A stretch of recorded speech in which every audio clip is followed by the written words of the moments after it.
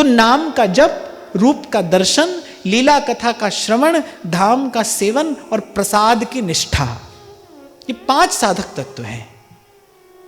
दोहराइए, सबसे पहले नाम का जप, रूप का दर्शन, राधा वल्लभ लाल का दर्शन। महाप्रभु ने कहा राधा वल्लभ लाल को हृदय ध्यान मुख नाम।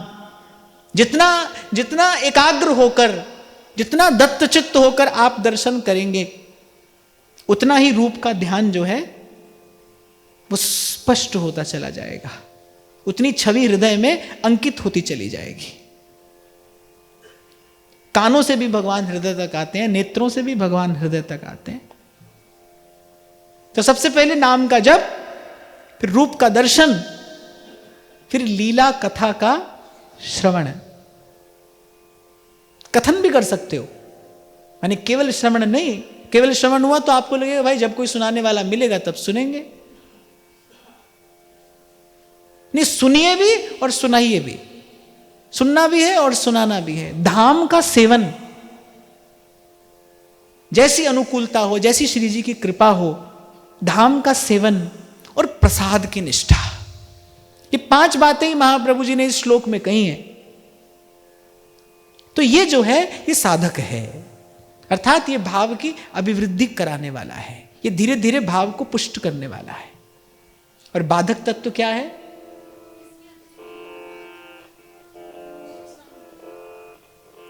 सेवक जी महाराज एक स्थान पर बड़ा सुंदर संकेत करते हैं।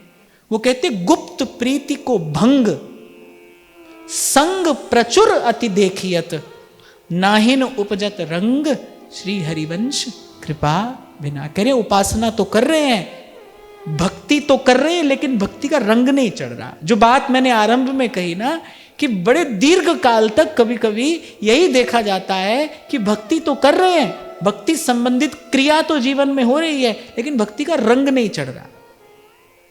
वो कह रहे भक्ति का रंग कैसे चढ़े? तो बाधक तत्व क्या है? कह रहे गुप्त प्रीति को भंग, संग प्रचुर अति देखियत।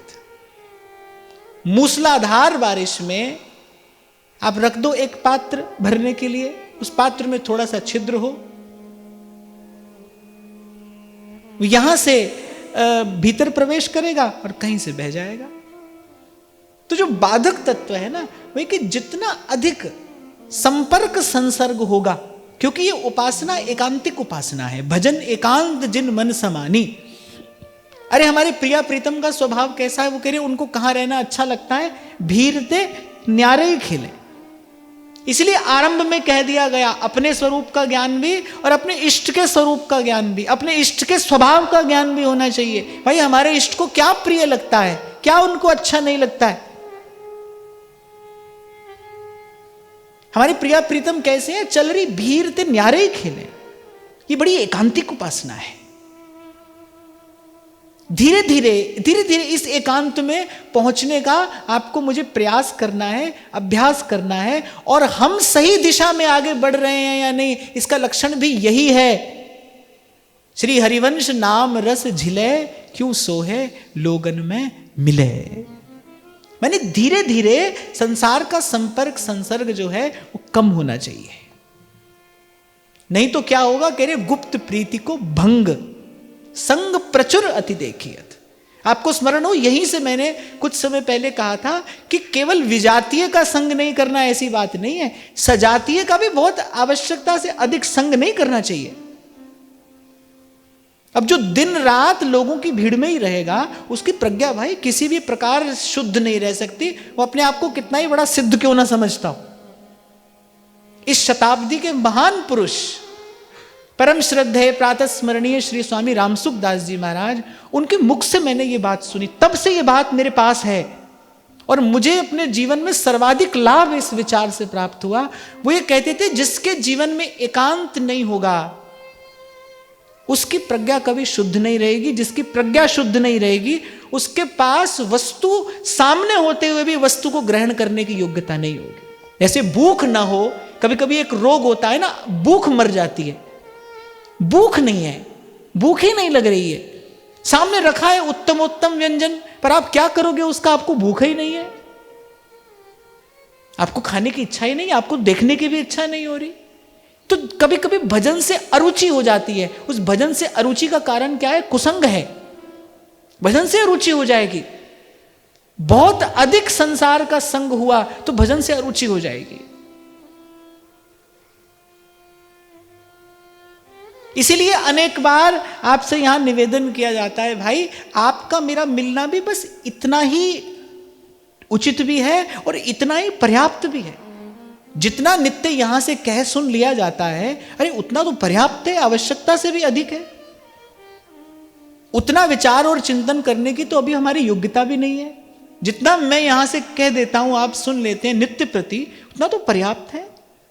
इसके बाद तो भाई अपने अपने साधन में जाकर लग जाना चाहिए। इसके बाद और क्या कहना है और क्या सुनना है? साधन संबंधी जितनी बात है वो तो यहां से कही जा रही है।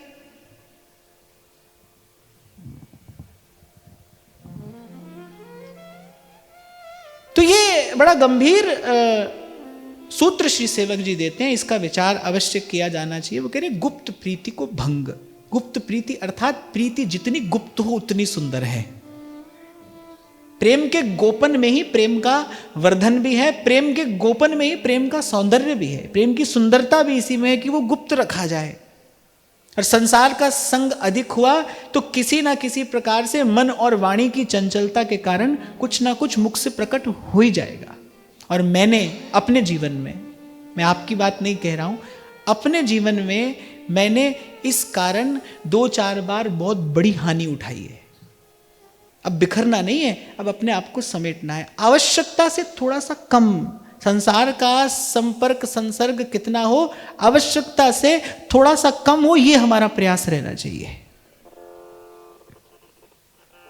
तो साधक तत्व क्या है? क्योंकि ये बड़ी महत्वपूर्ण वार्ता है, भूल नहीं जाए हम। साधक तत्व क्या है? नाम का जप, रूप का दर्शन, लीला कथा का कथन और श्रवण, धाम का सेवन, और इन सबसे ऊपर प्रसाद की निष्ठा। यह साधक जीवन में अत्यंत उपयोगी और अत्यंत सहायक है, प्रसाद की निष्ठा। आप देखो यहां के रसिकों ने जल भी पिया तो कैसे? करुआ को पानी, जाके पिए हिये में आवे मोहन राधा रानी। हमारे ध्रुवदास जी तो कहते हैं जल हूं भूल न पीजिए बिन लीने निज नाम। जल की बूंद भी श्री जी के स्मरण के बिना हमारे भीतर नहीं जानी चाहिए। जल हूं भूल न पीजिए।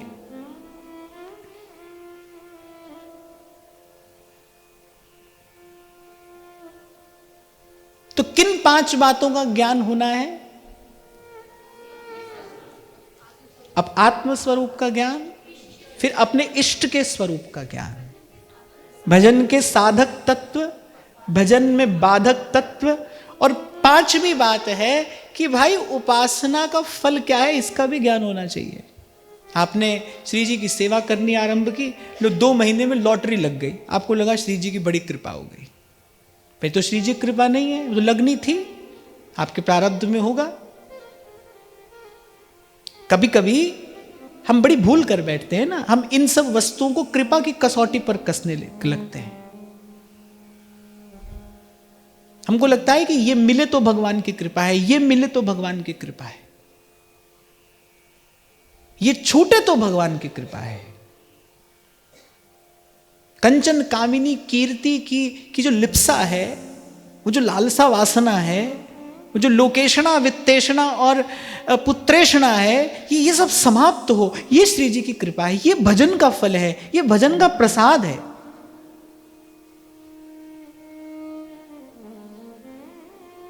संसार में एक स्थान से उठाकर दूसरे स्थान पर नहीं ले जाता है भजन।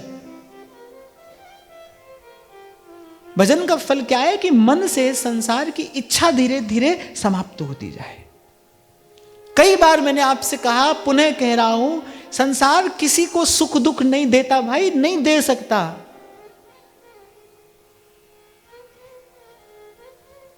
रस्सी बंधन का कारण नहीं है, बंधन का कारण तो मन है। किसी वस्तु से सुख दुख नहीं है, उस वस्तु की इच्छा में सुख दुख छिपा है। आज आपको किसी वस्तु की इच्छा है तो आपको मिलने पर सुख है, यदि किसी वस्तु की इच्छा ही नहीं तो उसके मिलने पर कोई सुख नहीं है। हमको ठाकुर जी की इच्छा ही नहीं है, ठाकुर जी हमसे रोज सत्संग में मिलते हैं, हमको कोई सुख नहीं है, हम वही अपना रोना धोना लिए घूमते हैं, इच्छा ही नहीं है।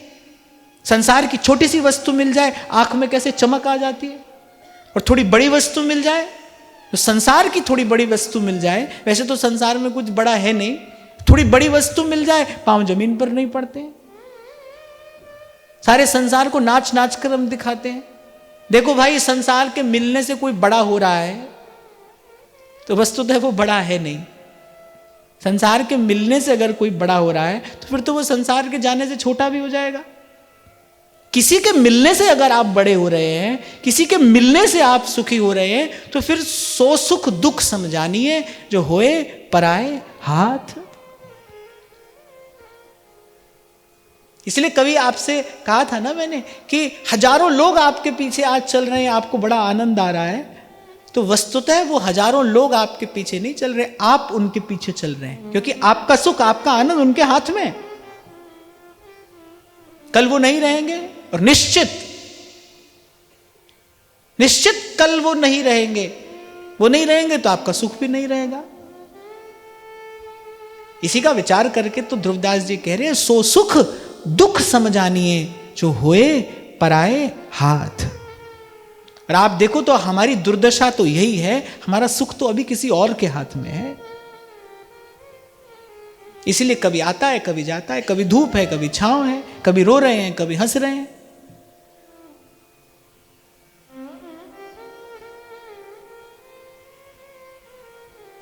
तो उपासना का फल क्या है, इसका ज्ञान भी होना चाहिए। पुलकैर निचितम वपु कदा तव नाम ग्रहणे भविष्यति। श्री चैतन्य महाप्रभु कहते हैं, नयनम गलदश्रुधारया वदनम गद्गदरुद्धया गिरा पुलकैर निचितम वपु कदा तव नाम ग्रहणे भविष्यति। हे प्रभु, आपकी उपासना का फल क्या है कि आपका नाम कान में पड़े और नेत्रों से अश्रु की धार बह निकले, वाणी गदगद हो जाए, प्रेम के सात्विक भाव इस देह पर प्रकट होने लगे, प्रेम के सात्विक भावों से ये देह विभूषित हो जाए, अलंकृत हो जाए, ये आपकी भक्ति का फल है। भक्ति का फल क्या है? भक्ति का फल है भगवद अनुराग, प्रतिक्षण प्रवृद्धमान होने वाला भगवद अनुराग। यही भक्ति का एकमात्र फल है, यही हमारी उपासना का एकमात्र फल है। महाप्रभु क्या मांगते हैं? राधा नाम सुधारसम रसयितुम जिव्यास्तु में विव्वला पादौ तत्पदकांकितासु चरताम वृंदाटवी वीथिषु तत्कर्मैव करः करोतु हृदयं तस्याः पदं ध्यायता तद्भावोत्सवतः परं भवतु मे तत्प्राणनाथे रतिः मे तत्प्राणनाथे रतिः। रसना निरंतर आपका नाम रटे, नेत्र आपका दर्शन करें, वाणी से, वाणी गुणानुकथने श्रवणों कथायाम, ये फल दीजिए। अब प्रभु कृपा करहु इहि भांति सब तज भजन करऊं दिन राति अब प्रभु कृपा। उपासना सिद्ध हो रही है, इसका लक्षण क्या है? इसका लक्षण यही है, जब आप वास्तविक एकांत में पहुंच जाए। वास्तविक एकांत कैसा होता है? उसका बाहर की भीड़ से कम अधिक लेना देना नहीं होता। एक बड़ी अच्छी बात मुझे कहीं पढ़ने को मिली, उसने कहा अगर जीवन समझ में आ जाए तो अकेले में मेला है, अगर जीवन समझ में आ जाए तो अकेले में मेला है, और नहीं समझ में आए तो मेले में भी अकेला है। नहीं समझ में आई? आ गई? बड़ी अच्छी बात है, पर बड़ी बड़ी गंभीर बात है। अगर यदि जीवन का रहस्य समझ में आ जाए तो फिर तो अकेले में मेला है। जिसने इस जीवन के रहस्य को जान लिया, जिसने समझ लिया भाई जीवन किस लिए मिला था, जीवन भगवत प्रेम को प्राप्त करने के लिए मिला था, और जिसने पुरुषार्थ करके, जिसने गुरु चरणों में अपना सर्वस्व न्यौछावर करके उस पंचम पुरुषार्थ भगवत प्रेम को प्राप्त कर लिया, वो तो भाई अकेले में मेला है। मन मस्त भया अब क्या बोले। और जो नहीं समझ में आया तो मेले में अकेला। हम मेले में ही तो रहते हैं। ये जो आपके मेरे चारों तरफ ये नातेदार रिश्तेदार, ये सब क्या है? ये संसार का मेला ही तो है, मेले में ही रहता है जी। पर मेले में भी कैसा है? अकेला। तो जीवन का रहस्य समझ में नहीं आए तो बेचारा मेले में भी अकेला है, और समझ में आ जाए तो फिर तो अकेले में मेला है। फिर अकेले में मेला है।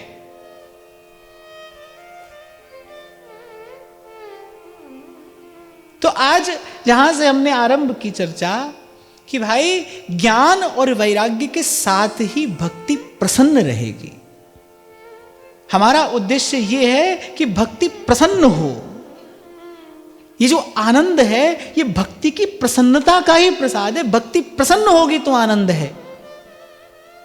और ज्ञान और वैराग्य शिथिल हुए, ज्ञान और वैराग्य यदि रुग्ण हुए तो भक्ति व्याकुल हो जाएगी, मन व्याकुल हो जाएगा। इसीलिए मैंने सविस्तार आपको निवेदन करने का प्रयास किया। ये ज्ञान और वैराग्य दो बात, ये दो तत्व हमारी समझ में आ जाएं। ज्ञान अर्थात ये 5 बात का ज्ञान। मैं कौन हूं, मेरा इष्ट कौन है, मेरे इष्ट का स्वरूप क्या है, और मेरी उपासना में साधक तत्व क्या है। प्रत्येक उपासना के साधक और बाधक तत्व कुछ कुछ भिन्न हो सकते हैं। एक उपासना पद्धति ऐसी भी है जिसमें आप जितने बड़े समूह में संकीर्तन आदि करेंगे उतना अधिक आनंद आएगा। उसकी अपनी महिमा है, वो अपना एक मार्ग है। इसलिए मैंने कहा साधक और बाधक तत्व कुछ कुछ भिन्न हो सकते हैं, लेकिन हमारी जो उपासना है, हमारा जो ये मार्ग है, ये एकांतिक उपासना है। हमको उस विशुद्ध एकांत की अवस्था में पहुंचना है जहां अकेले में मिला है। नागरीदास जी ने अपने अष्टक में लिखा, भजन एकांत जिन मन समानी। नारद जी ने भी भक्ति सूत्र में कहा है, भक्ता एकांतिनो मुख्या। जो प्रभु के एकांतिक भक्त हैं ना, जो अनुरागी भक्त हैं। अच्छा, प्रेम का ये स्वभाव है, प्रेम भीड़ से बचता है। प्रेम भीड़ से बचता है। इसीलिए सेवक जी ने कहा, यदि भीड़ में रहे, बहुत अधिक संसार का संसर्ग बढ़ गया तो गुप्त प्रीति को भंग। इसीलिए मैं आपसे अभी कह रहा था, भाई आपका मेरा संग भी बस इतना ही हो, इतना बहुत है, इतना पर्याप्त है। इसके बाद आप भी अपने साधन में लगे, मैं भी अपने साधन में लगूं।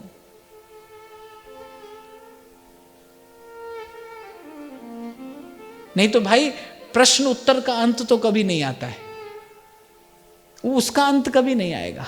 और मैं यदि ये समझने लगूं भाई कि मैं सर्वज्ञ हूं, मैं सबके प्रश्नों का उत्तर दे सकता हूं, तो मेरी भूल है ना। मैं तो आज प्रसंग आया है तो कह रहा हूं, आप मुझे सदा ही आशीर्वाद देना कि मेरे जीवन में ये बात बिल्कुल स्थिर रहे कि भाई मैं साधक हूं और मुझे अंतिम श्वास तक साधक ही बने रहना है। छोटा होके व्यक्ति बहुत बड़े बड़े प्रपंचों से बच जाता है। मैंने तो थोड़ा सा जीवन में ये सीखा, छोटा होके व्यक्ति बड़े प्रपंच से बच जाता है। अपन तो भाई सबसे हारे हैं और सबसे हार कर ही यहां पर आए हैं। संत की बात सुनी, पहले समझ नहीं आई, अब समझ आती है। कबीर कहते हैं ना, कबीरा तू हारा भला, अरे जीतन दे संसार, हारे को तो हरि मिले, जीता जम के द्वार।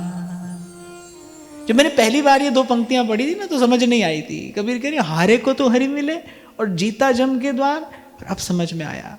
कि जब संसार में कोई खेल जीतता है ना तो फिर बड़ा खेल जीतने की इच्छा होती है, वो जीत जाता है तो फिर और बड़ा खेल जीतने की इच्छा होती है कि नहीं? विधायक को मंत्री बनने की इच्छा है, मंत्री को मुख्यमंत्री बनने की इच्छा है, मुख्यमंत्री को प्रधानमंत्री बनने की इच्छा है, प्रधानमंत्री को विश्व का नेता बनने की इच्छा है। अब वहां तक हम गए नहीं तो हमको क्या पता उससे आगे क्या होता है, तो कुछ तो होता ही होगा। ये तो खेल चलता ही रहता है। तो कबीर ने कहा, विचार कर कहा, बोले कबीरा तू हारा भला, यही हार जा। इसीलिए कहा राम झरो के बैठ के सबका मुजरा लेत, जैसी जाकी भावना वैसा ही फल देत। बोले खेल खेल मत, प्रभु के पास बैठ के खेल देखो, खेलो मत। क्योंकि भाई इसको जीवन में अनुभव करते करते यहां तक आना हुआ। पहले लोग कहते थे कि आपकी कथा से ऐसा हो गया, वैसा हो गया, कितना परिवर्तन हो गया, ऐसा हो गया, ये बड़ी बड़ी बातें। थोड़ा सा हमको भी लगता था भाई हो गया तो चलो करना ही चाहिए। अब समझ में आया भाई किसी के करने से कुछ नहीं होता, ना हुआ ना होगा। करण करावण हार आप, उसकी कृपा से जो हो रहा है उसकी कृपा से ही आगे भी होगा। अपना कार्य इतना है कि ये जो अवसर मिला है इसका पूर्ण सदुपयोग करके बस अपने घर पहुंच जाए व्यक्ति, अपने घर पहुंच जाना है जहां नहीं प्रेम वियोग। और कोई छोटा नहीं भाई, कोई बड़ा नहीं है। महादेव कह रहे हैं बोले बिहसी महेश तब, बिहसना कहते हैं खूब जोर से हंसना। कह रहे बोले बिहसी महेश तब, ज्ञानी मूढ़ न कोय। बोले कोई ज्ञानी नहीं है, कोई मूर्ख नहीं है। जे ही जस जग रघुपति करही, सोते ही छीन तस हो। जिसको प्रभु जब जैसा कर देते हैं वैसा हो जाता है।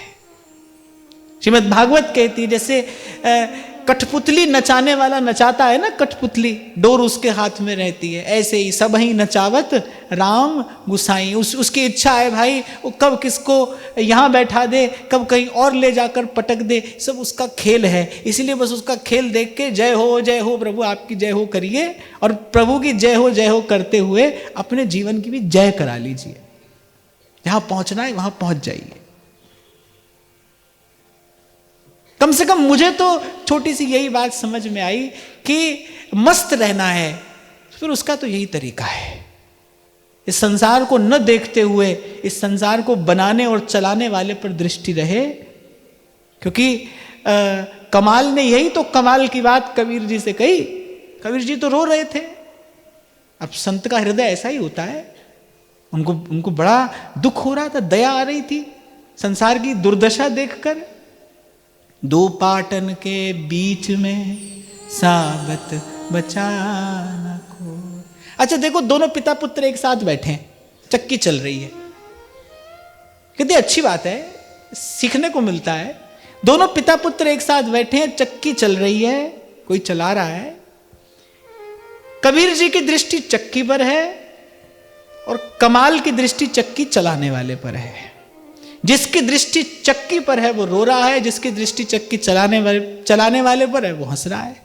कबीर जी की दृष्टि चक्की पर है, वो रोते हैं। दो पाटन के बीच में साबत बचा न को।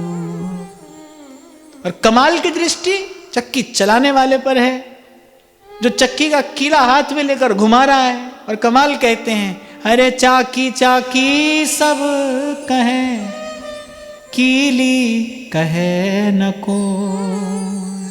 जो कीली सो लग रहे, वाका बाल न बाका हो।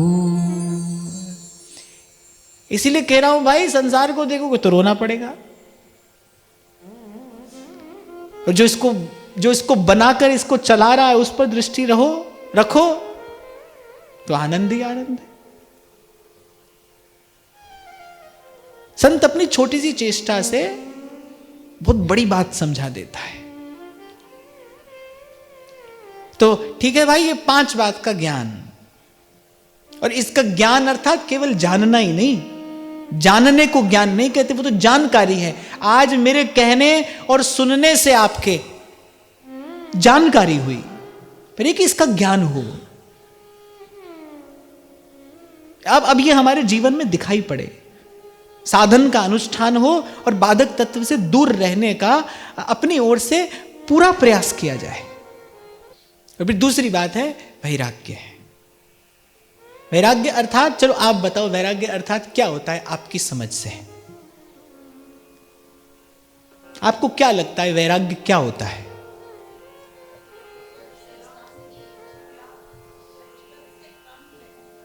नहीं,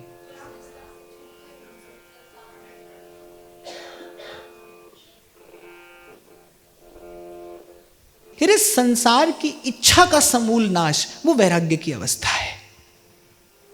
मैंने जब संसार की इच्छा ही ना रहे, अगर कोई मुझसे पूछे ना सबसे बड़ा वैरागी कौन है, गोपियां सबसे बड़ी वैरागिनी है। यद्यपि वो अत्यंत अद्भुत सुंदर वस्त्र आभूषण सुंदर श्रृंगार से सुसज्जित हैं, पर उनसे बड़ा विरक्त कोई नहीं है कि उनको संसार के भोग की बात तो छोड़ो, उनको मुक्ति के सुख की भी कामना नहीं है, उनको उद्धव का दिया हुआ वो ब्रह्म ज्ञान भी नहीं चाहिए। 4 प्रकार से होता है वैराग्य। संसार के भय से भी वैराग्य होता है।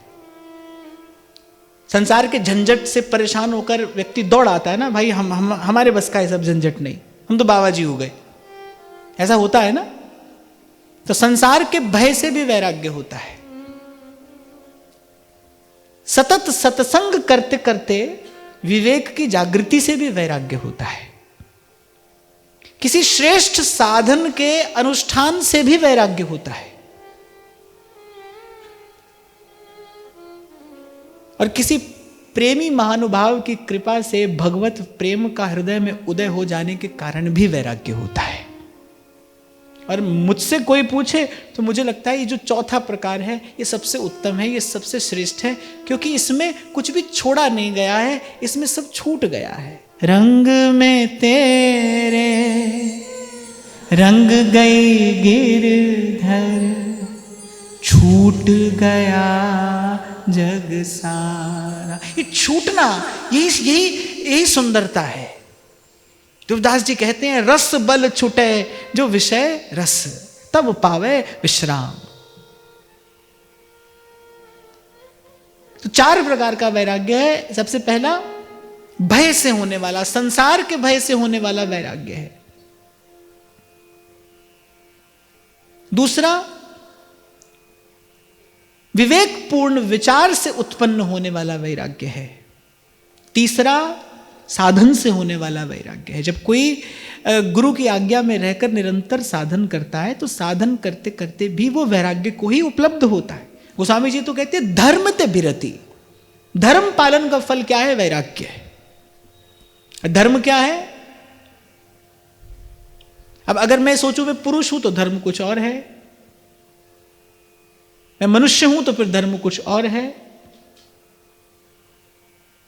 और मैं अपने महाप्रभु जी के चरणों का सेवक हूं तो फिर धर्म कुछ और है। अभी ये अपनी अपनी मनस्थिति पर, ये अपनी अपनी भाव दशा पर निर्भर करता है कि हमारा धर्म क्या है। यदि आपको अभी देहाध्यास से आपको लगता है कि अभी हम स्त्री पुरुष का सा भाव हमारे मन में है, तो फिर आपका धर्म कुछ और होगा। इसीलिए पूर्व भी कभी मैंने आपको कहा था कि संसार से बचकर भागने की चेष्टा मत करना। प्रारब्ध से बचकर भागने का कोई मार्ग नहीं है। यदि अभी निंदा स्तुति से प्रभाव पड़ता है, अभी संसार की किसी वस्तु की इच्छा कामना भी है, अभी अच्छी चीज अच्छी लगती है, बुरी बुरी लगती है, अभी अगर ये सब है तो फिर इसका अर्थ है कि अभी जो हमारा मन है वो अभी संसार में ही है, और फिर जब तक संसार में है तब तक तो वहीं रहकर साधन करते करते धीरे धीरे पहले अपनी परिपक्व अवस्था को प्राप्त करना चाहिए। मन कच्चा हुआ और छोड़कर भाग आए तो क्या होगा? ध्रुवदास जी स्पष्ट करते हैं, कहते दोनों दुख तहां हुई, तन छाड़े मन गई रहे, और दोनों दुख तहां हुई। शरीर से तो आपने छुड़ा दिया, लेकिन मन बार बार उसी वस्तु का चिंतन कर रहा है, मन बार बार उसी वस्तु का भजन कर रहा है, तो क्या होगा? दोनों दुख तहां हुई, दुख दुगना हो जाएगा। कभी बहुत कम उम्र का कोई बालक आ जाता है, बोले महाराज अब इच्छा है कि मैं भजन करूं, तो मन में सोचता हूं कि भाई फिर परमिशन लेने क्यों आए हो? इसका अर्थ यही है कि अभी मन में कुछ कुछ दुविधा है, और जब तक ऐसी स्थिति हो तब तक वहीं रहना। और कम से कम जो भी युवान श्रोता मुझे सुनते हैं उनके लिए तो मैं आज यहां से ये बात कह रहा हूं कि जब तक अपने मन की स्थिति परिपक्व न हो जाए तब तक अपने माता पिता के सानिध्य में ही रहना चाहिए। अपने माता पिता की सेवा करते हुए, अपने माता पिता के सानिध्य में रहते हुए, नाम जप और सत्संग का आश्रय लेते हुए पहले अपने मन को परिपक्व करना चाहिए। और ये मैं कोई अपनी बात नहीं कह रहा, ये बड़े बड़े संतों का अनुभव है। माताओं बहनों के लिए तो मैं पहले भी कई बार कह चुका कि भाई आज के समय का, आज की स्थिति का विचार करते हुए सबसे सुरक्षित और सबसे स्वस्थ स्थान जो है वो घर ही है। वहीं पर रहकर भजन करिए, अपने कर्तव्य का निर्वाह करते करते भजन करिए। और विश्वास रखिए, ये गोस्वामी जी का प्रतिष्ठित किया हुआ सिद्धांत है। वो कहते हैं धर्म ते बिरति। यदि आपने धर्म पालन किया है, धर्म अर्थात कर्तव्य पालन, यदि आपने कर्तव्य का पालन किया है तो उसके परिणाम स्वरूप आप उलझेंगे नहीं। धर्म ते बिरति, संसार से बिरति हो जाएगी, उपरति हो जाएगी।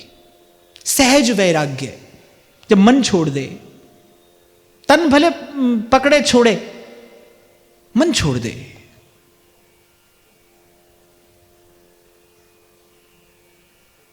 एक बार श्री उड़िया बाबा जी, उनके पास कोई व्यक्ति भेंट में बड़ा साधारण सा एक कंबल ले आया, और एक व्यक्ति ने बड़ा कीमती दुशाला ला कर दिया। अब वो तो ब्रह्मनिष्ठ महापुरुष थे, उनको न कंबल मिलने से कोई प्रसन्नता है, न दुशाला मिलने से। उनके पास एक साधु आए। अब वो भी वैसे एकांतिक महानुभाव थे, साधन कर रहे थे। उड़िया बाबा ने कहा कि इसमें से एक तुम ले लो। अब उसने पहले दोनों की तरफ दृष्टि डाली और फिर वो दुशाला उठा लिया।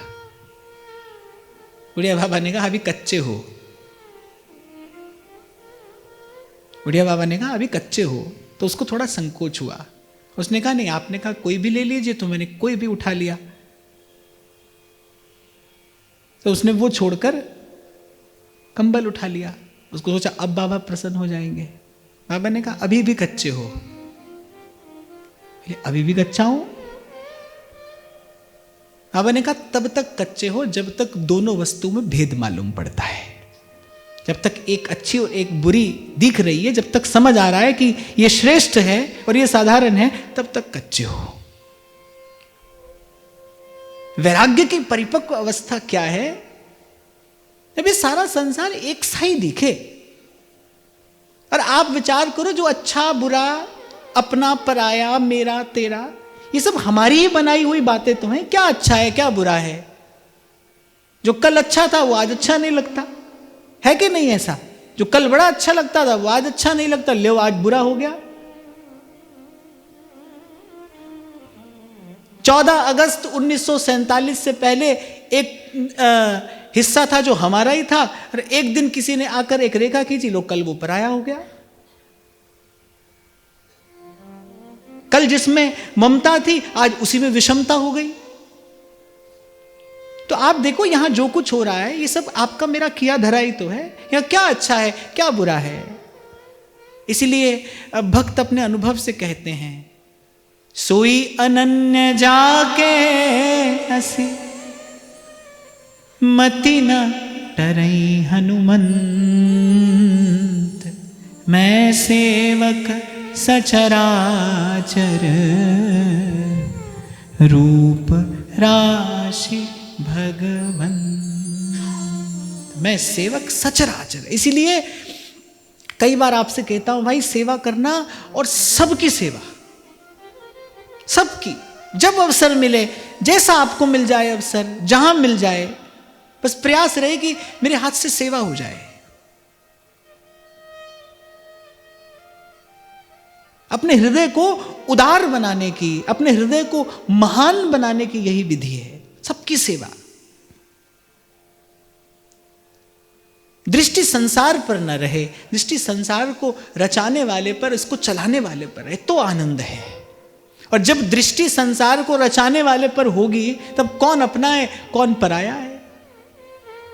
तेरे फूलों से भी प्यार, तेरे कांटों से भी प्यार। कोई पूछे उससे कि भाई तूने फूल बनाया तो कांटा क्यों बनाया, फूल से पहले कांटा क्यों बनाया, तो वो मुस्कुराता हुआ उत्तर देगा, भाई कांटा नहीं बनाता तो फूल सुरक्षित कैसे रहता। संसार से ठोकर न मिले तो ठाकुर की तरफ जीव आए ही क्यों।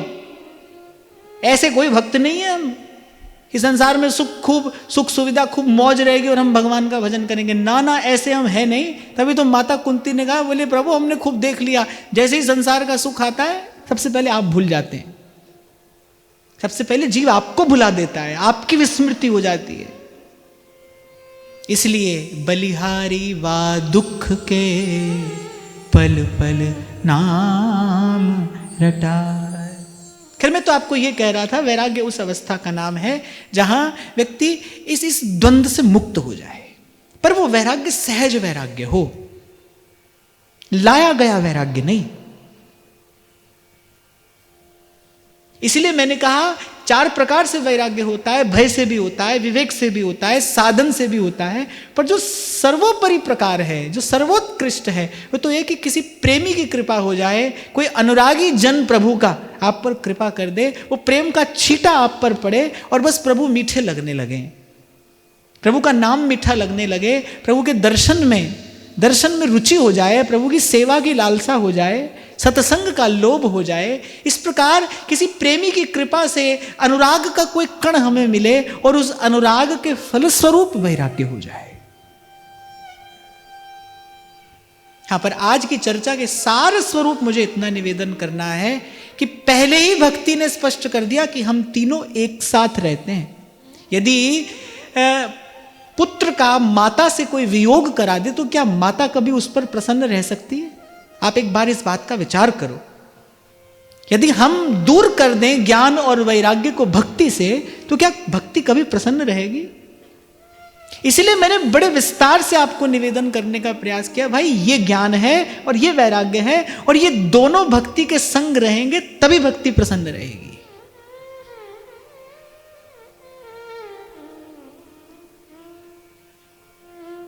तो कितनी वस्तुओं का ज्ञान? 5। अपना, अपने प्रभु का, साधक का, बाधक का और उपासना के फल का। उपासना का फल क्या है?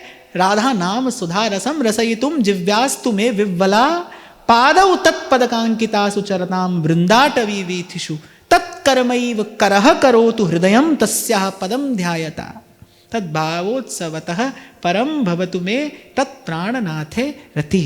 सरल शब्दों में अगर मैं कहूं, मैं अपना मन हरि सो जोरो, हरि सो जोर सबन सो तोरो, मोहे मन क्रम वचन तुम्हारी आशा, ऐसी भक्ति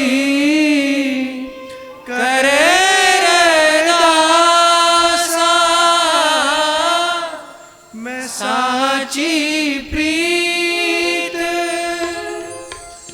जो तुम सो जोरी, तुम सो जोरी सबन सो तोरी, साची प्रीत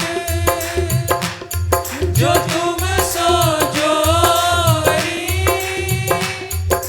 तुम सो जोरी सबन सो तोरी।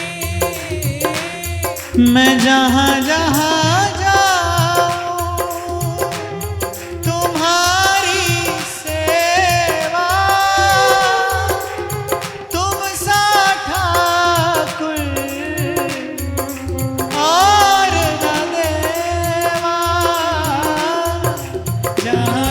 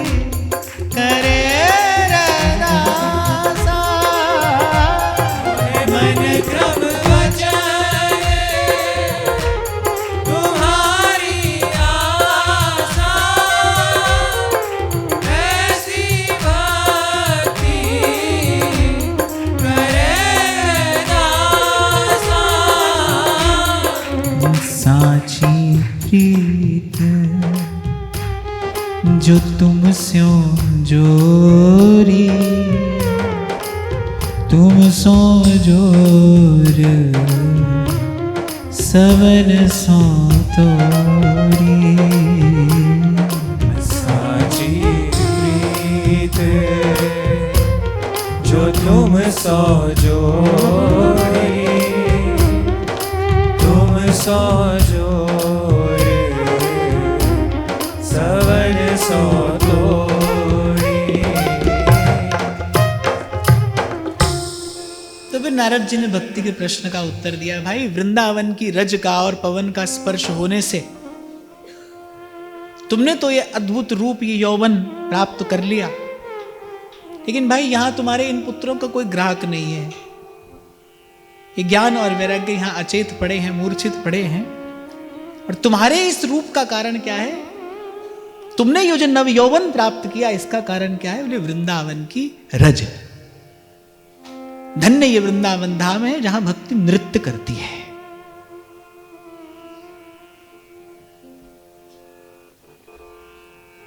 नारद जी ने विचार कर कहा कि भाई ये तो युग का धर्म है। भक्ति ने पूछा ना कि प्रभु जानते हुए भी ये सब क्यों सह रहे हैं? तो नारद जी ने कहा भाई युग का धर्म है, इसमें किसी का दोष नहीं है। भक्ति ने प्रश्न किया कि महाराज परीक्षित ने क्यों नहीं अंत कर दिया कलयुग का? जब वो उनके सामने आया और महाराज परीक्षित समर्थ थे, वो नष्ट कर ही देते कलयुग को। तो देवर्षि नारद कहते हैं भाई कलयुग के एक गुण का विचार किया महाराज परीक्षित ने कि कलयुग में भगवत प्राप्ति बड़ी सरल है। और जुगनते कमल नयन कलिजुग बहुत कृपा करी। जो अनेक अनेक साधनों से भी नहीं होता, महाराज जी ने कहा कलौ तद्धरि कीर्तनात्, वो कलयुग में केवल भगवान नाम का कीर्तन करने से हो जाता है। वो भगवत प्रेम, वो भगवत अनुराग जो अनेक अनेक जन्मों के साधन से भी प्राप्त नहीं होता, वो कलयुग में केवल भगवान नाम आश्रय से प्राप्त हो जाता है। कलयुग के केवल इस गुण का विचार करके कि इस युग में जीव बड़ी बड़ी सहजता और सुगमता से भगवत प्राप्ति कर लेगा। इसका विचार करते हुए महाराज परीक्षित ने कलयुग को जीवन दान दे दिया। और संत कहते हैं भाई भजन करने वालों के लिए तो ये स्वर्णिम युग है। जिसको भजन करना है ना, जिसको भजन के लिए भजन करना है, जिसको वस्तुतः प्रभु का प्रेम प्राप्त करने के लिए हरि भजन करना है, उसके लिए तो स्वर्णिम युग है। बड़ी सहजता से परम फल की प्राप्ति हो जाती है। साधन विधि कछु बने न कलिजुग, मुख सो हरि हरि कहिए, हरि के नाम भरोसे रहिए, हरि के नाम भरोसे रहिए, हरि के नाम भरोसे रहिए, हरि के नाम भरोसे रहिए। तो आज की वार्ता यही श्री जी के चरणों में निवेदन करते हैं। विराजमान संत चरणों में प्रणाम। आप सबके हृदयस्थ हेतु प्रभु को नमन वंदन।